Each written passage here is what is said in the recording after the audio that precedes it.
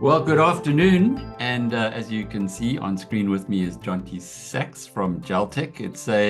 We're going to have a little bit of fun for the next hour, Jonty. There are lots of members of the BizNews community who invested in the 12B the last time, tax incentive investments, and of course going back to the 12J, which was a few years ago when they closed that up. But it appears as though 12B is now well replaced the demand that there was for 12J. And if we look at how little load shedding we've had lately, I'm sure that what you guys are doing and channeling private investments into these solar investments is making an impact.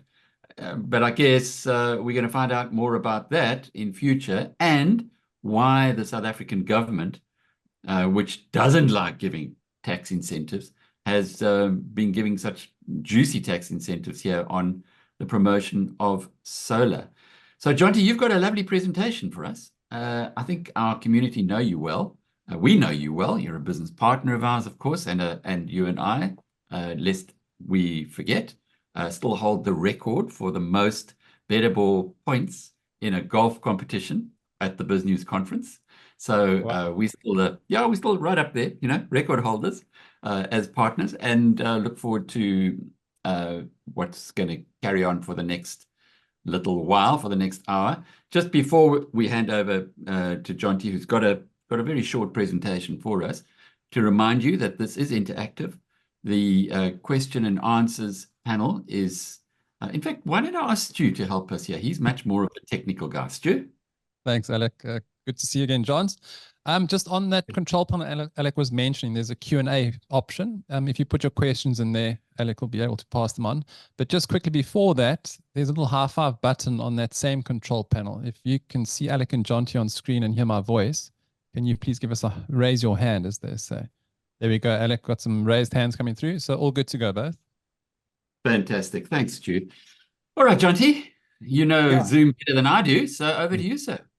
Yeah, so so Alec, just to couple your points, and I think there's a couple of interesting discussion points between the two of us here. Is this is obviously a very exciting tax incentive, far more tax deductible than Section 12J was, and very focused. So Section 12J, fund managers could invest into or could invest into most sectors except for a couple that they couldn't invest into.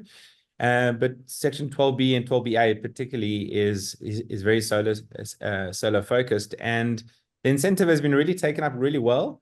It is driving growth in the solar market. We've particularly seen it, but the market itself is really it's an exceptional market to be in. It's booming. We've been through the cell phone era, the cell phone boom, the fiber boom, and this is certainly the solar boom, and it's taking place really because there's enormous demand in the market for energy. We can't be reliant anymore on Eskom. Well, we can certainly be reliant now until the 1st of June, post elections, and then I'm sure load shedding will kick in quite nicely. What do you know about that, Jonty? What do you know about that? I'm hearing, I got a phone call from someone who really knows these things. Yeah. He says that Eskom is buying billions and billions of rands worth of diesel and pumping it through their gas plants. And that's the reason why we don't have load shedding. But I like to be optimistic and think it's people like you who are bringing money into the solar side that is helping us to get over this the scarcity of electricity. But what's your thoughts there? Yeah, so I follow the market very, very closely, and who you've spoken to isn't making this information publicly known. And really what the experts that I read is they're really saying it's a bit of a fluke, it's timing, it's Eskom maybe have just gotten it right for the time being until more maintenance takes place. But they're not fooling anyone. Eskom came out a couple of months ago and they said categorically until 2027 we will have load shedding. So it's definitely not gone away. I think personally it's a more political stunt, and however they're keeping the lights on, they're just trying to get more votes before the election. So I don't really have anything material to share on the point, but what I can tell you is it's not going away. That's logical. It's very rational. If you're a politician and you own a supplier of electricity, which they do, you would make sure that you're going to get that business that you own to make things easier for you in the election that's coming up. So, well, let's enjoy it until the 29th of May. After that, I guess that's the point. We'll be back to normal. Yeah. And you know, what's quite interesting is, you know, the solar market at the moment, it's been driven by load shedding.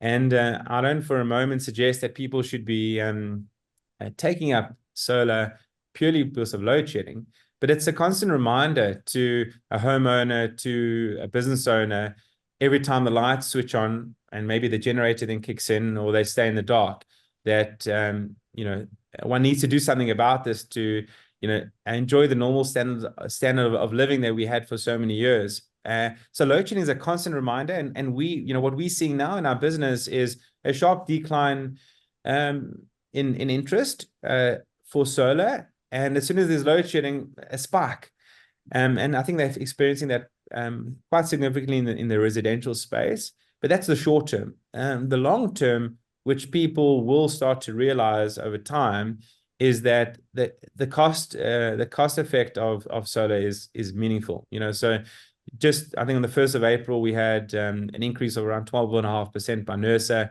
and these increases are going to continue. And I think it's public knowledge. It's not an assumption that I'm making. And just the cost of electricity will become very, very expensive. And what we're seeing in our business is, you know, if someone wants solar only, we could probably price in around 92 cents to 99 cents per kilowatt hour on solar only. If you offer that to someone in the Eastern Cape, they'll fall over to take that. You know, their peak tariffs are around 3 Rand, even higher. So there's a huge cost saving, massive cost saving. The difficulty is if you don't want load shedding at all, you need a battery component. You know, many people don't know this, but if you don't have a battery or a generator running in parallel with the solar panels, the panels don't produce electricity. It's you know, when I first found this out years ago, it was quite a strange thing to consider. So if you're a business owner and you want to get off the grid, you have to have batteries, and now batteries have an impact. They're very expensive, and that then pushes up the price of it, you know, that you'd be paying if you were looking to buy solar or to finance it. So over the long term, people are going to just continue to buy into the solar revolution in South Africa. And, you know, an extreme example is what's happening in California. And in California, the supply of solar during midday is so high that there's such an enormous amount of excess electricity that's literally being wasted. That's how much they're producing. So I don't know if we'll ever get there, but definitely what we're seeing in the market at the moment is extreme interest in it. And if you look at the numbers are impressive. So last year in, you know, rooftop solar, so residential and in the commercial space, over 2,600 megawatts were installed. So it's an enormous number. And that number is just growing, you know. So the experts predict that that'll go to around 3,400 and the following year, 3,600 in the next year. And that's really saying over the next 3 years, we're looking at like 10,000 megawatts. It's an enormous number. And I think it's very realistic, if not, you know, understated in terms of what we're gonna see in this market. So it's an exciting market to be in, and as a business, we've you know, we saw this over 2 years ago, and we really geared up our business to take advantage of it. Great.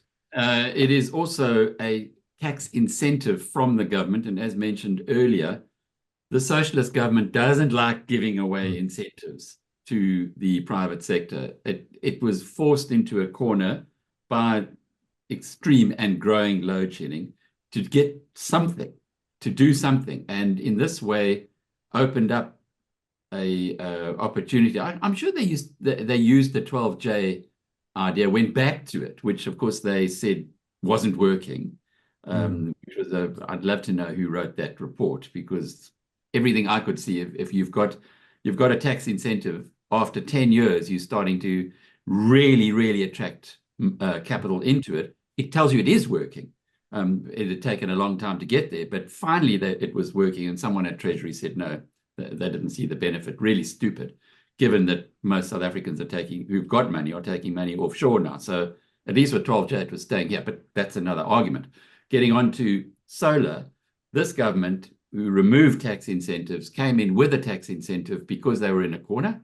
Now let's take it one step further and see exactly how that incentive works, Jonty, because not everybody kind of, watches or reads what Enoch Godendwana says at the budget speech. Mm-hmm. Yeah, no, I firmly agree with you. I think Section 12J, with any incentive, there are some rotten eggs. And I think Treasury honed in on those rotten eggs, and they said that it was being extremely abused. Treasury had the option of making amendments which would prevent the abuse, but they decided to cut it off. I'm guessing so that government can really raise more taxes. But with 12BA, they've really said, guys, he has a huge tax benefit. Like, help us roll out solar. And I think that's worked, and it's worked for our business. So what we I'll take the listeners through the tax incentive in a second, but where we've really positioned ourselves is we've gone to market. We raised a lot of money last year, over 350 million rand, and we had a look at the market, and we identified a couple of issues in the market with your traditional institutions that were funding solar. And the problems we found is, if you're a business owner and you wanted solar, if you went to a bank, the banks would only give you 70% funding. And for a lot of people, businesses, they weren't ready or aren't in a position to lay out the balance. It's a big capital outlay. If you're relatively decent sized farm, it's 10 to 20 million rand. If you're a hotel, it's a similar amount. These are big numbers. So so we came up with a solution where we could through a power purchasing arrangement fund the entire solar installations and then sell electricity to the business owners, and they wouldn't have to put down a cent. And this really meant that it's they're getting off balance sheet funding for solar on their premises. And that was a game changer for them, where if you went to a bank and you wanted to own the solar, you would have to put down 30% or sign security or sign sureties or impair your balance sheet, and it was a hindrance for a lot of businesses. And so we financed the whole project. And the unfortunate part for banks is they can't give long-term funding. So there's 7 or 8 years, which in solar doesn't really make sense. So we took to market a solution where we could fund up to 20 years. We wouldn't fund batteries for 20 years. They don't last 20 years. They last 10 years. But for the PV component, we could do 20 years. Now, when you finance solar over 20 years, your annual cash flow requirement from the solar is less than what the system produces. So in other words, someone may be paying us 700,000 rand a year to buy electricity from us, but the system's producing 100 million rands worth of electricity. So they're in a cash flow positive position, typically in year one, where if you went to the bank, it would be the opposite. They'd be paying the bank 1 million and only enjoying 700,000 in electricity and having a cash flow negative impact. So this solution was quite innovative and really, really appealing. And then really the last thing we saw that the market needed was quick turnaround times. So what we did is we built up an enormous team, and I'll share a couple of slides just to put things into perspective for everyone. Alec, I assume you can see these slides. Yeah, you can see them. Yeah. So so my partners and I, we got together and we realized that the size of a team you need to really provide the market with good service is immense. And there are a number of people that haven't even joined our business yet that should be on the slide, but when they join, they'll join. So at the moment we've got 6 fund managers. It's led by my partner Derek Hyde. He's one of the co-founders of Jaltech. And he's supported by a really incredible team of financial experts. But over and above them, we've also got three full-time lawyers in the business. And that strategic thinking was enormous for us, given the amount of deals we have to do to deploy the capital. And we've got a big sales team. So this combination has really given us an opportunity to build quite a significant business in the space. And really what our thinking is to really canvas the market. So last year, between myself and one other, we met with over 500 solar installers.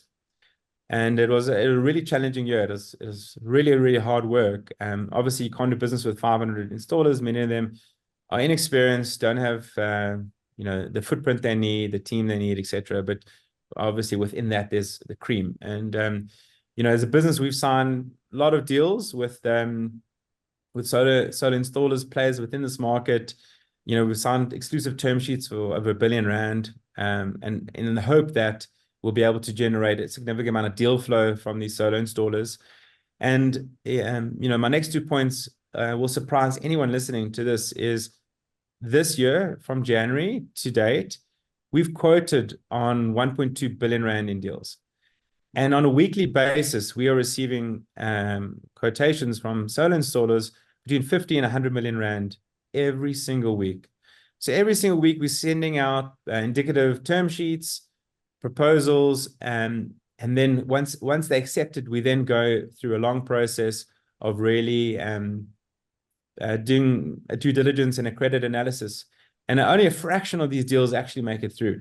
So at the moment, just for this year, I think we've got 111 million rand of deals which will be presented to our investment committee in the next couple of weeks, and we've already approved over 80 million rands worth of deals. So the immense top of the funnel sales requirement in this market it's insane. It's big. I've got a team of 4 just in the business development side. So we're seeing a heck of amount of deals. We think that this will increase significantly post elections for election reasons, but also because of load shedding.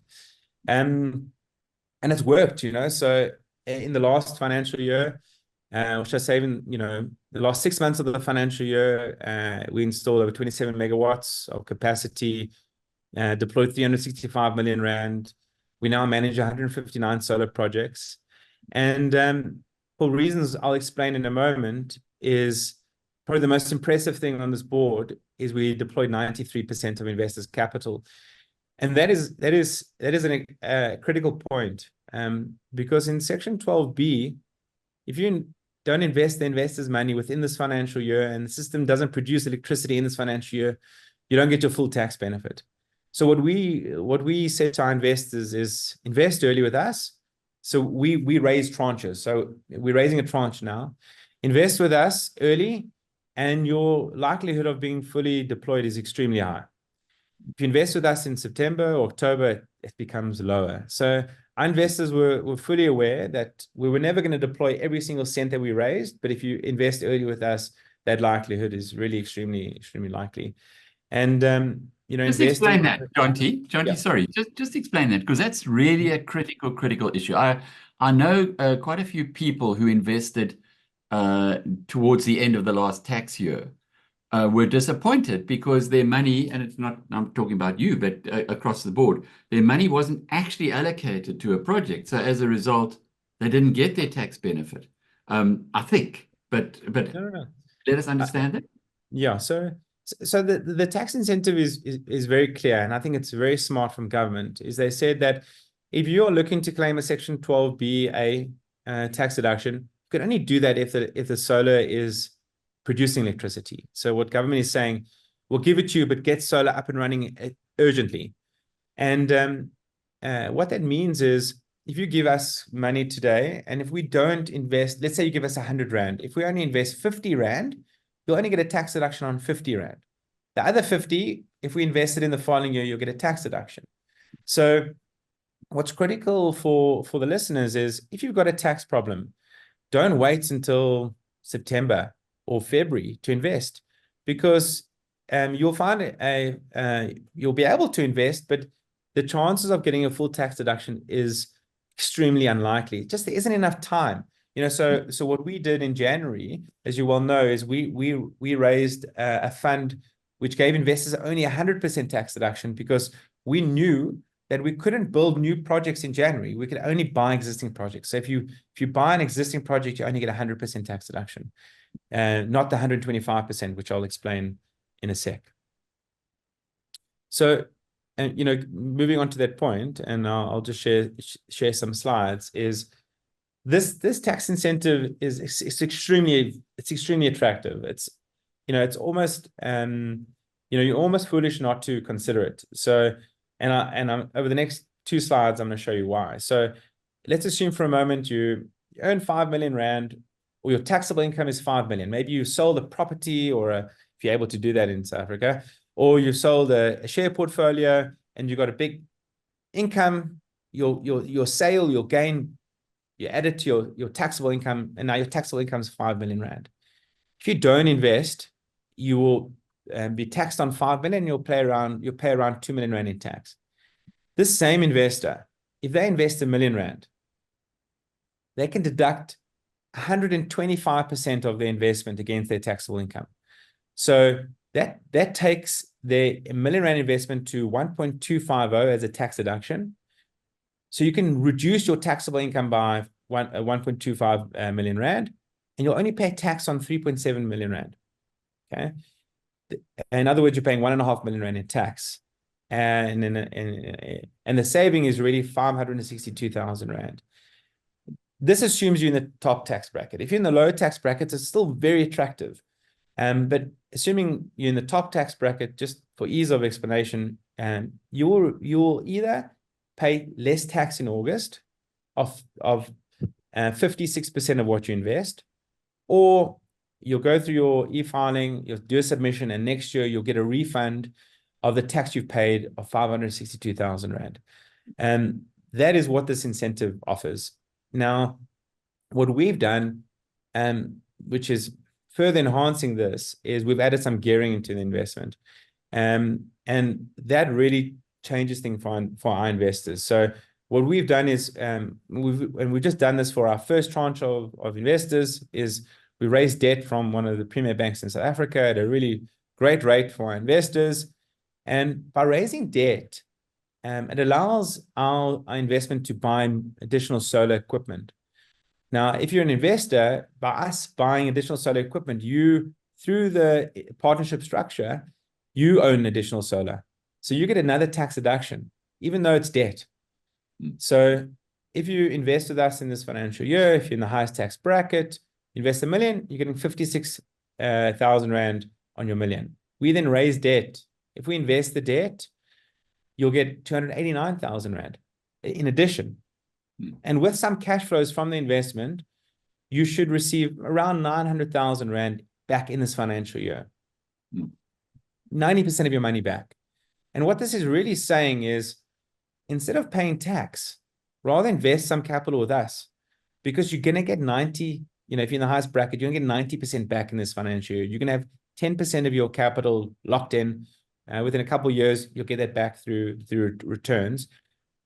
Your alternative is paying SARS. You're going to get no returns from that. You're going to hit potholes. You're going to have no electricity. You're going to have poor health system. Here, you most likely, very highly likely, going to get a return. We're investing this money not into venture capital opportunities. We're investing it into solar, and these produce nice yields. If someone doesn't pay, we collect it and we install it somewhere else. Yeah, we'll lose some money, but as long as we do our credit right, in other words, as long as we're selling electricity to really credit-worthy businesses, and what I illustrated earlier is we're seeing huge deal flow. It's incredible, and that gives us an opportunity to really do transactions with the cream of the market, and we've done that to date, and we'll continue to do that. And investors should get a really nice return. It's a 10-year investment, so the lock-in period for this investment is long, but you de-risk straight away, and that for us is really the game changer here. And if I talk about what I'm doing in my personal capacity this year, is I'm going to be investing probably the largest sum I've ever invested in my life into this, because I just don't want to pay tax, and I'd rather take the risk on the opportunity, which I think is extremely low, and earn a nice yield for the next 10 years. Makes a lot of sense. And I think the fact that the world is becoming a more dangerous place. In the past, if you have a look at a failing country or failing infrastructure, I mustn't say failing country, we're still a democracy. But if you look at failing infrastructure, you would say, oh no, I want to go somewhere where it's better, where the infrastructure is better, where life is better. Well, life is not better in many parts of the world that we look at now. So if that's the case, it kind of adds to the disincentive to take that route, and increases the incentive of staying where you're happy, and I mean, you know, where your family might have been for hundreds of years. So why not then make yourself state proof? And you were at the BizNews conference in Hermanus only a month ago, and David and Sarah was talking more about that whole state proof. I like that story. And this, if you're going to be state proof, the one thing you've got to do, as we have learned as South Africans over the last decade or so, is you've got to get it your own electricity, which means, and we got lots of sunshine, which means solar. So you set yourself up. So the demand for this part of the economic sector is not going to tail off anytime soon. In fact, as more people do what you and I are doing, which is committing ourselves to this country and just making our lives better in this country, making ourselves state-proof, then the demand for solar will continue to grow. So if the government's going to help you to do that, what a pleasure. Yeah, absolutely. And you know what a lot of people think about this country from an investment perspective is they say, I'd rather have all my money offshore. And investing in something like this would lock them in South Africa for 10 years. And who wants to take that risk? Well, the beauty about this investment is if you're getting 90% of your money back in year one, you can just invest it offshore. Take that capital, invest it offshore. So you'll have exposure here. If you think it's going to go to the dogs, okay. But you're gonna invest the 90% offshore. Obviously, this investment, unlike any others, is not without risk. And I wouldn't say to anyone, go onto our website and just fill out a form and invest. You know, have a meeting with myself or someone in the team, really understand the investment properly. This isn't enough information for anyone to make a decision on anything. But yeah, you know, state proofing is who isn't doing it, you know? In Joburg, which you did well to escape. You know, we're having water issues, you know, so at my house, I've got backup water. Just, you can't be dependent on anyone. And, you know, I've even been overcharged huge amount by Joburg Water, which I'm now fighting, you know, so it is a difficult environment. And if you can state proof, you know, you simply have to. Yeah, I love Joburg, and I've spent many happy years there. The decision was taken with a very heavy heart to leave Joburg, but I can tell you that there are parts of the country, and particularly in the Western Cape where we now live, which work, and you can see, you know, the point that you were making about water. I left Jonty. It's an aside, but I think it's quite relevant.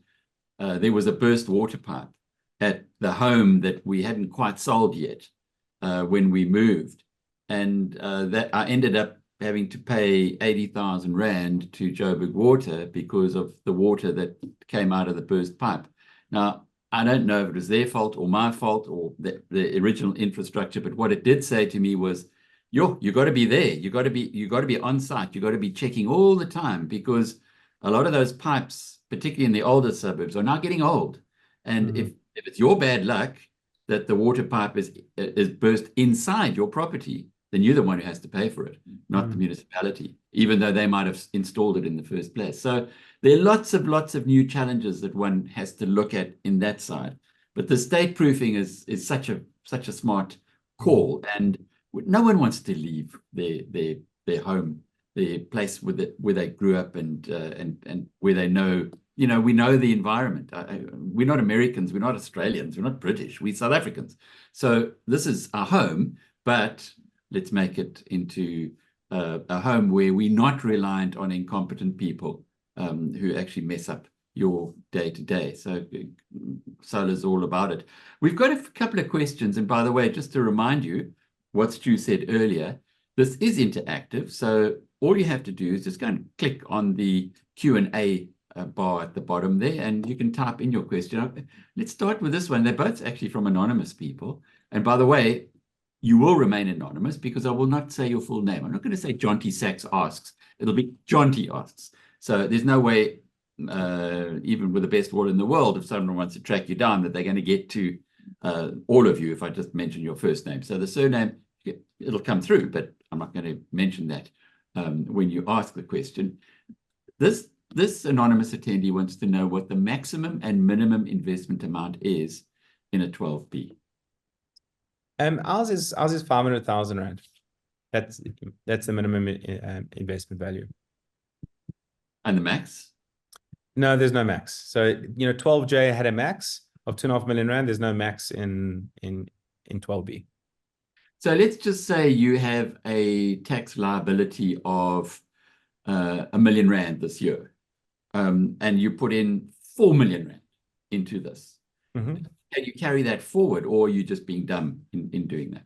No, you can carry it forward. So we have a tax opinion, and again, please don't rely on what I'm saying. You must always get your own advice. But we have a tax opinion that you can carry it over, and we received a similar tax opinion with 12J. So for an individual, our understanding is you can put yourself in a tax loss position and carry that forward. And that's most likely my intention for this year.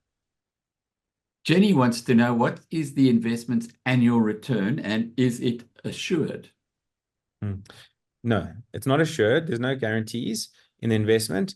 The average yield is 8% in the investment. If you look at the IRR, in other words, the internal rate of return, it's very high. So pre-tax, after fees, it's around 40%. After tax, after fees, it's around 21%. Now, these are type of IRRs you expect when you're investing into private equity, but the returns are very high, largely because of the tax benefit. The annual yields, they're good. They are they're attractive. They're scaled up over time, so they're low in the first years, and that's because we want to offer competitive pricing on our electricity. We want to be more competitive than Eskom. As Eskom goes up, our rates go up, and then it becomes really attractive. In the last 6-7 years, really the returns are really nice. But you must remember, you're generating returns on really 10% of your investment value. You're giving us 1 million rand, you're getting 900,000 rand back. You then only have 100,000 rand, and then you're generating really attractive returns. And that's how I look at this. I'm being de-risked in year one. I'm getting a great return on the balance of my capital. And I think that's how a lot of people should look at this. But let me just understand this. You put in 1 million rand, you write back 900,000 in year one. There's an 8% return on the investment. Is that on the 1 million rand, not on the 100,000 that you got riding? On the million. You get 80,000 rand a year on an investment of 100. 100% correct. But as I mentioned, in the first year, I think it's 45,000 rand, then 52,000 rand, then 60,000 rand, and it scales up to over 100,000 rand. When you add those together, you divide it by the term, 10 years, it's around 80,000 rand. Correct. But it's still 45,000 after you. Okay, just keep it real simple. You've got 1 million rand in tax. You're writing back 900,000 of that. You've got 100,000 rand that you're out of pocket, if you like, between you and the tax man. You will get back 45,000 in year one. That's a 45% return on your investment. Yeah. And that grows. Yeah. And that grows. And to the question is, it's not guaranteed. So what's really happening in this investment is we own solar through our investors' money, and we enter into power purchasing agreements. We sell electricity to big businesses. If those big businesses go under, well, then you're not going to get the 45,000 rand in year one. You'll get less. But there are risk mitigants, and as long as we really evaluate the businesses that we're entering into well, then your risk's really low. And what I was trying to explain earlier is we are seeing such an enormous amount of deal flow that we really think we're getting the cream of the market. So we really think the businesses that we're engaging with and doing deals with, they are the businesses that are not going to default. Some will. At the moment, we have 159 assets. They're all performing nicely, and there's going to be defaults. But again, your risk generally is diversified across many businesses. Anywhere between 8 and 15. So if one goes down, you're not going to lose all your money. You'll lose. You might have lower cash flows for a couple of months until we redeploy the asset or they start paying. But it's not going to go to zero. So. Yeah, I hope that gives people a sense of the risk here. Yeah, well, you're using the investment principles of diversification. You're using the tax benefit that comes from the government, which really needs to get its act together on electricity. So there are a lot of planets that are aligning here that make it an unusual and hence superior investment. Another anonymous attendee wants to know the projected 90%, that 900,000 is presumably based on being in the top bracket. What would the projection look like for those who are in somewhat lower tax brackets? For example, someone with an annual income of 500,000, 800,000, a million. So there is a point where this doesn't really make sense, So if you in the tax bracket, of, I think, in the 30s, low 30s, you might not necessarily want to be investing here. Your refund is a lot less, but I have the numbers in front of me. So, and maybe I should just share my screen so that it'll give everyone, a good understanding of the numbers as opposed to just trying to follow with what I'm saying. So, this slide will give you a sense of if you're in the top tax bracket, in year 2, you de-risk 94%. In year 3, you fully de-risked. If you're in the 41% tax bracket, in year 4, you completely de-risk, but in year 3, you receive 92% back. If you're in the 39% tax bracket, around 90% in year 3.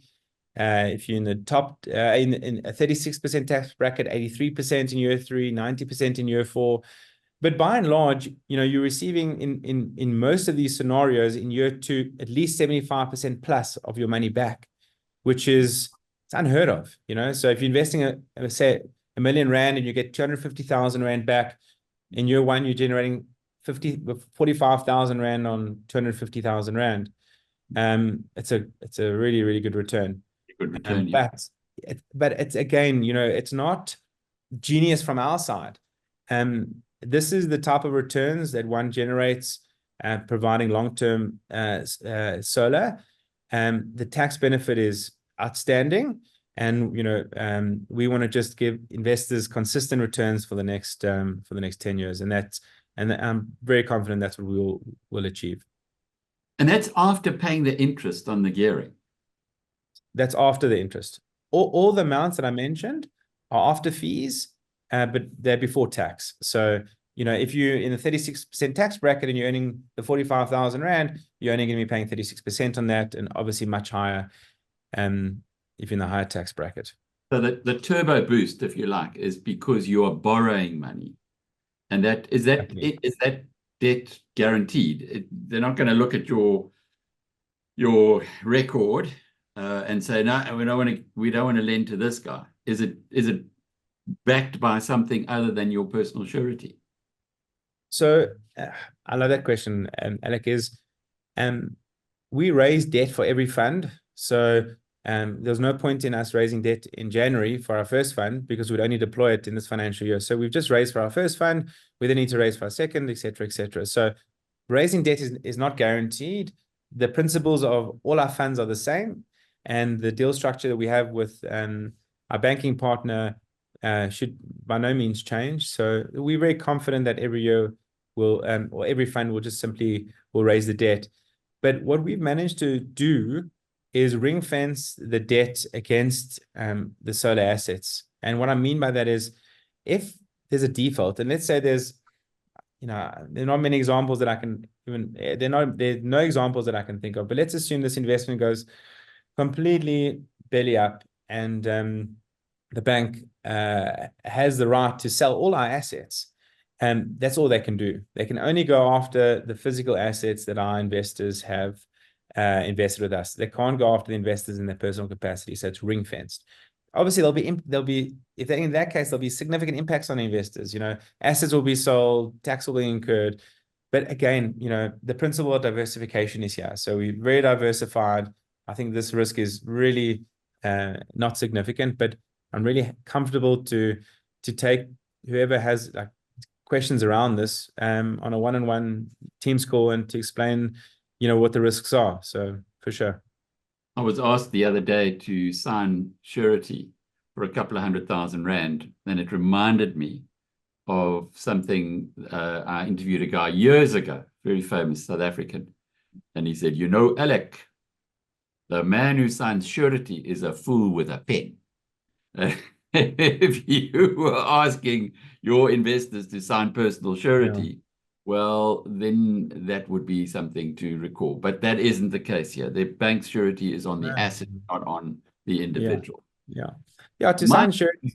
Sorry, to your point, to sign surety, where you're not managing the investment that's a risky move, and that's not the case here. So, yeah. Mike's question is: have you completed the deal with Sun Exchange? And are your numbers of completed deals including their operating systems? I can't reveal entities details. So I can't exclude this type of information. All I can tell you is we've done really some incredible deals, and there's positive news that will enter the market, and we'll do a press release, and Alec, you'll be the first to know about it, but we've done some really fantastic deals. So I can't comment on Sun Exchange. What I can tell you is they're incredible business, and we hope to do lots of business with them. Who are they? So Sun Exchange is one of the premier solar developers, and what they've been doing in the market for many years is providing long-term solar solutions to the market. So whether it be schools, in the agricultural space, retail space. And they go and they'll finance these solar projects and then manage them for the next 10, 20 years. And I can tell you, Alec, they are an incredible team. We've been working with them for a long time. We've financed many of their transactions. But there is an announcement to come, a very positive one, but I can't give the details away. What about my favorite, Go Solar? Have you done any business with them? I'd love to do business with them. I know Andrew and the team extremely well, but they're incredibly well funded, and they've got big backers behind them. We've knocked on their doors many times, and hopefully when the time comes and they need capital, they come to us. But they're a great outfit, and they're doing really well, and I think they'll continue to do well. And it's a really great residential market to be in. So, It's so interesting there. Just after, I think, my very first interview with Andrew Middleton from Go Solar, I had a phone call from a guy I've known for many years, and he was extremely successful in business. And he said, he's quite upset because he can't get through to this Andrew Middleton guy. He wants to invest in this company. I guess the fact is they've got investors. The investors are happy, and they probably are enjoying the benefits of a 12B on this. I don't know what their finances are, but what this guy should have done is should come to Jonty and said, well, okay, I like the story. I can invest with you. It's similar, isn't it? I mean, clearly it's, Go Solar is a brand and it's a separate business, but it's a similar thing. Our business models are not too similar. So we see ourselves as in the motor industry as the West Bank of finance, where we finance solar, West Bank finances cars. That's how we see ourselves. Go Solar, they want to finance and manage, and they're on a subscription basis only. So not exactly the same from a return perspective. I think if you invest into Go Solar, you're looking for a private equity like return based on the subscription model. If you're investing with us, you're getting a massive tax benefit and you're getting a nice yield for the next 10 years. So different. But yeah, both I would imagine very attractive. Yeah, and of course they're a company that manages. You're a company that invests. So, exactly. What do you look for? And just by the way, I'm just to remind you that if you'd like to ask a question, we've only got 15 minutes left. So please go onto the chat at the bottom or the Q&A. Click on Q&A and type your question in. I will not disclose your surname, so you can ask any question you like, as sensitive as it might be for your own tax affairs. But Jonty, when you go and make your investments, you say you met with 500 installers in the past year. Do they come to you and say, here's a project that we've got with this townhouse complex, for instance, would you fund it for us? Exactly. So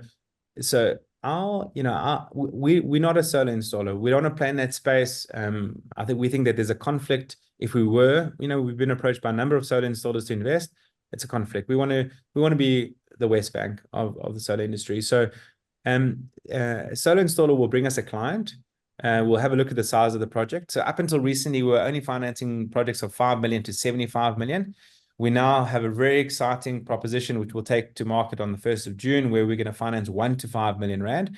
I think from our investors' perspective, it's a nice market, very diversified. The yields are amazing, much higher than 5 to 75.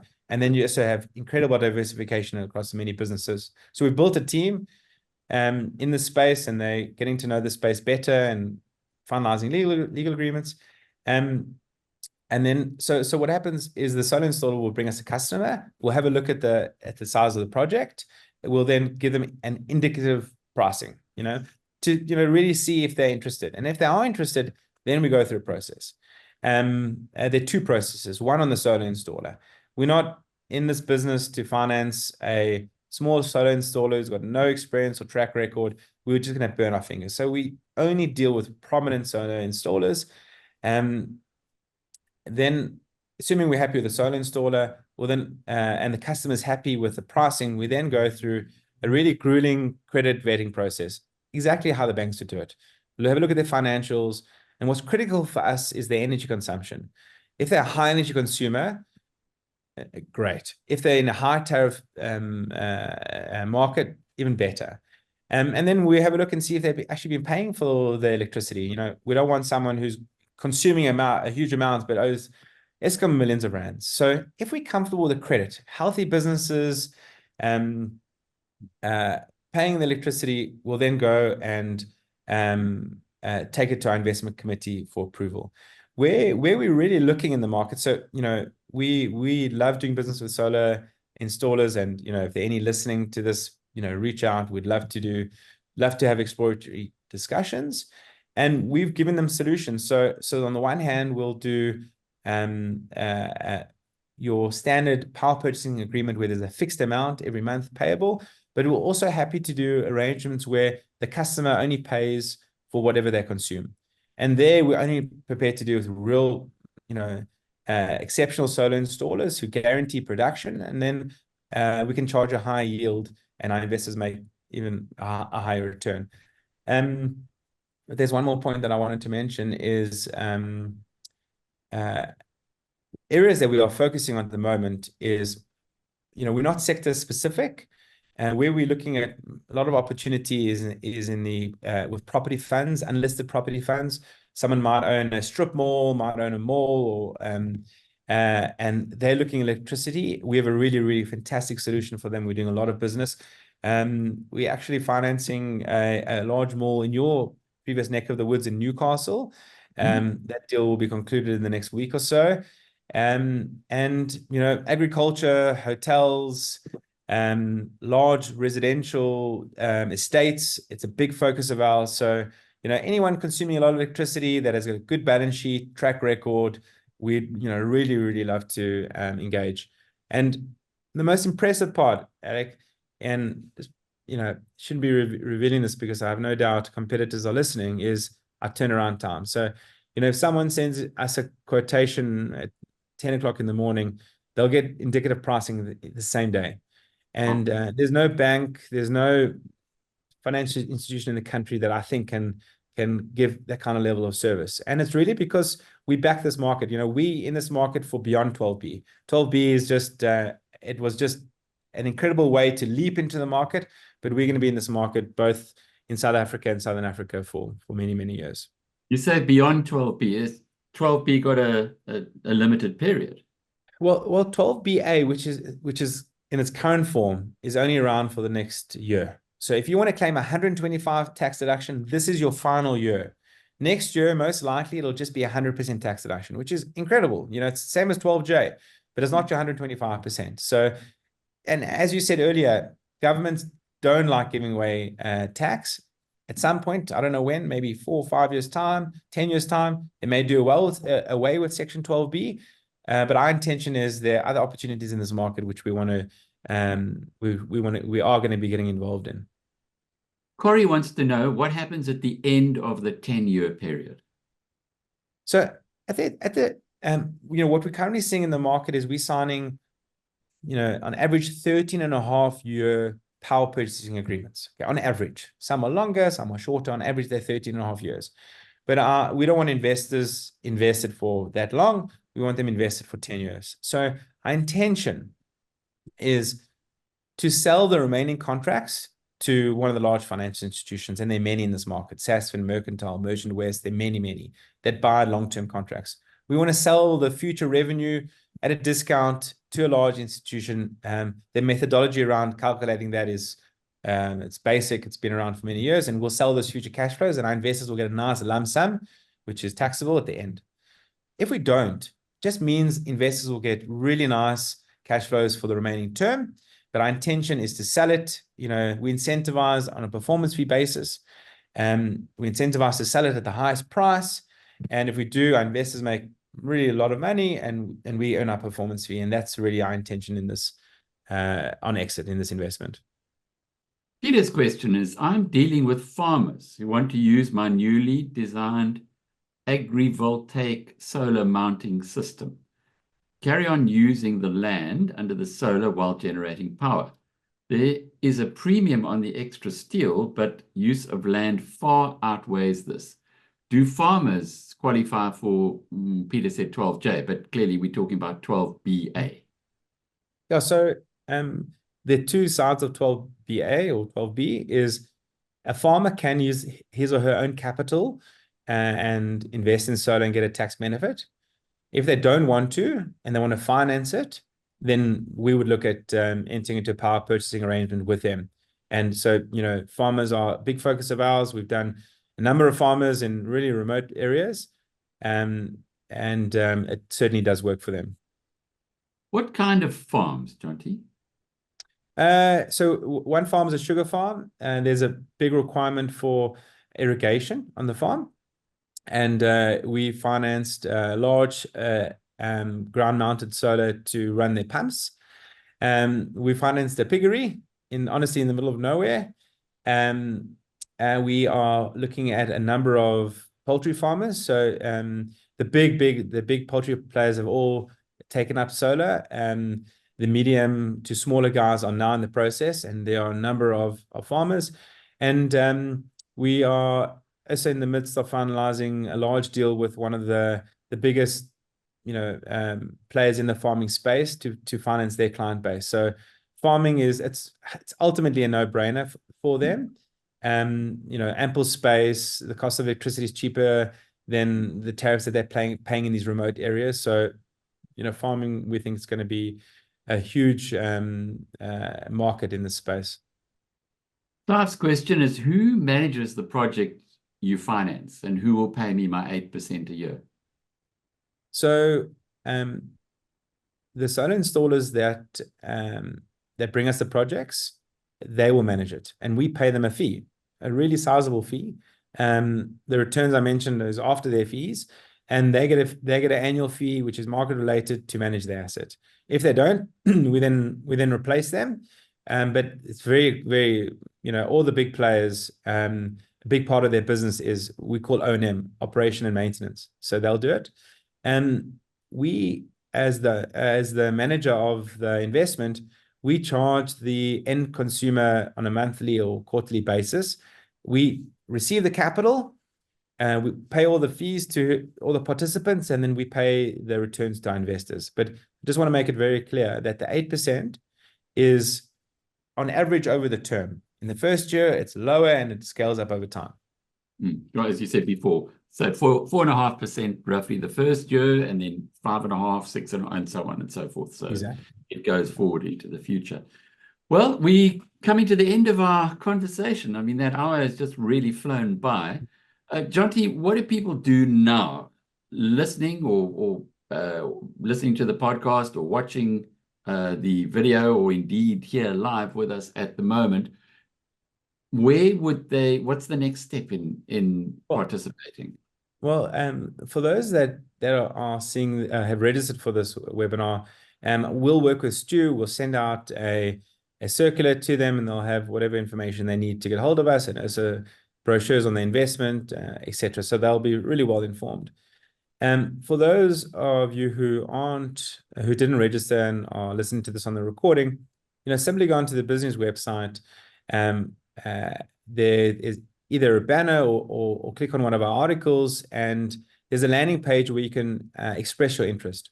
By expressing your interest, myself and my team will receive an email, and then we'll reach out to you and set up a meeting or provide you with whatever information you need. So they can absolutely do that. But this is also, I'd also like to extend that not only to investors, but also to, if you're a property owner that's looking at financing solar, reach out to us. If you are a solar installer and you think we have a proposition which you're excited about, use the same channels, reach out, and we'll schedule some time. And that's your market. It's all to do, anything to do with solar. Jonty's your man, and it'll be on BizNews. Stu will make sure that it's prominently displayed. Also, as you say, any of the Jaltech articles, but there's it's in the newsletter as well. Every day on the Daily Insider, we've got your crypto price. Sure, you must be happy about what's been going on crypto. Yeah, no, it's it was painful initially, so we launched the crypto market before it's regulated. We wanted to cement ourselves in the market before it become flooded with competitors. And initially, the crypto price dropped, and we weren't very popular, but it's skyrocketed.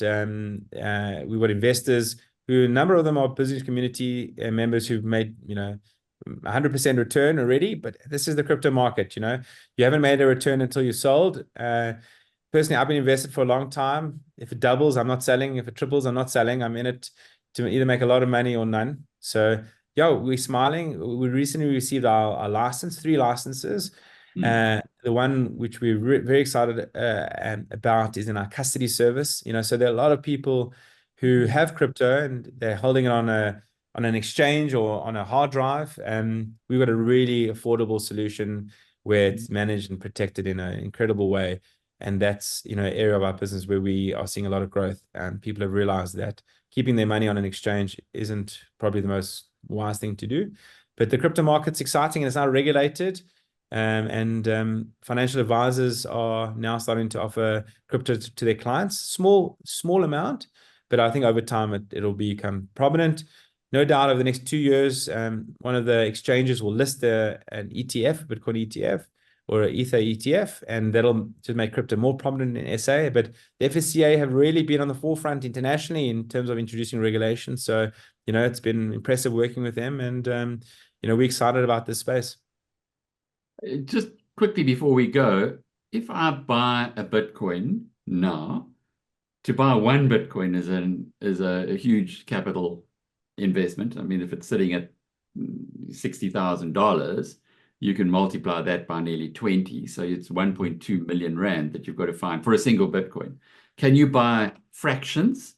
Do you help people to do that? And then secondly, once you've got that fraction, do you have to kind of try and remember the password with your custodian system, or is there something else? I know that I have friends who worried about forgetting their password or waking up one day and they've forgotten it, and hearing these terrible stories about people who had 10 Bitcoin in the past and now they can't remember the password, so they've gone.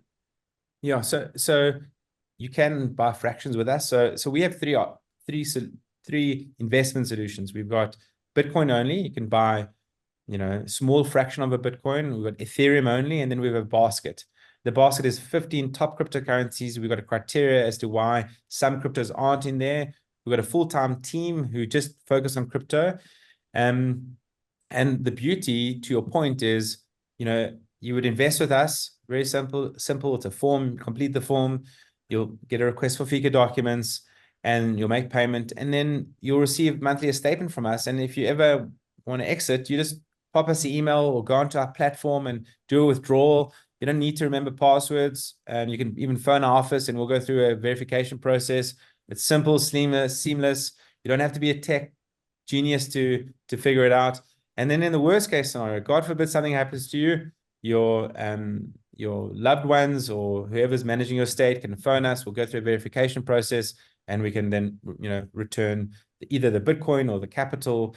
But it's really a seamless and I think extremely safe environment for your crypto. All my crypto is either invested in our investment products or housed on Jaltech's digital safety deposit box. So it's a really great solution. And obviously I am biased, but there's a huge amount of interest, and we manage a lot of money in this space. Okay, so there's two options. Thank you, Jonty. You've got we've spoken about the solar with 12B. There, the government is helping you, and you want to state-proof yourself a little bit more. Well, you can now make some investments into your Bitcoin. By the way, I know you've got Ethereum and a basket, but when I listen to Stafford Marcy, he says Bitcoin only. He's a Bitcoin maximalist, but crypto is crypto, and I guess that's what makes the market. Jonty, always good talking with you. Mr. Lohman, can you come in now and tell us when we are going to be able to pass on the recording of this conversation? Excellent. Thanks, Alec and Jonty. Thanks for a good session. Alec, yes, your team will get the video up in the next couple of hours, and I'll distribute it, as you mentioned, in the newsletter tomorrow morning, but it is available on the BizNews TV channel, or it will be available on the BizNews TV channel on YouTube in the next few hours for those listening.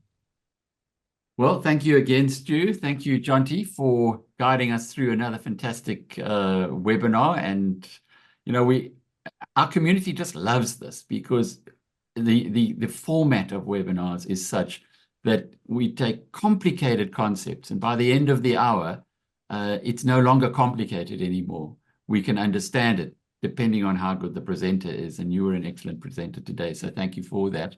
And until the next time, I'm Alec Hogg. Cheerio.